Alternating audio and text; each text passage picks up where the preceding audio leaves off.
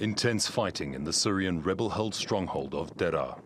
Russian and Syrian regime jets have hit around 100 targets in the southern province in the last 2 days. Dozens of civilians have been killed, and many are trying to escape.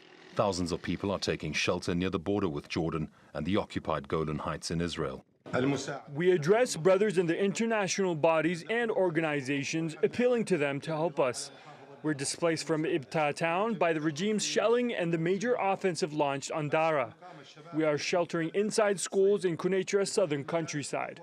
Those who stayed are trapped in the crossfire. The UN is asking both sides to immediately stop the fighting. It also says vital cross-border relief and aid supply routes have been cut off. The real concern is that we're going to see a repetition of what we saw in eastern Ghouta, the bloodshed, the suffering, the civilians being held, being under a siege. It's my understanding from the information that colleagues have given me that the government forces are moving into areas, the armed opposition groups have been in control of those areas, so you have the civilians basically caught between the two sides.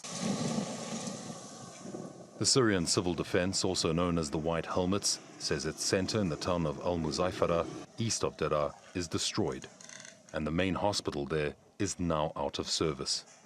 The province of Deraa had been relatively calm for almost a year, following a de-escalation agreement brokered by the US and Jordan, which support the opposition, and Russia, a key ally of the government. But Syrian President Bashar al-Assad set his sights on retaking them after defeating rebels in the eastern Ghouta region outside Damascus in April. For Assad, capturing the rebel stronghold Deraa is significant, because that is where the uprising in Syria began 7 years ago. Kieran Burke, TRT World.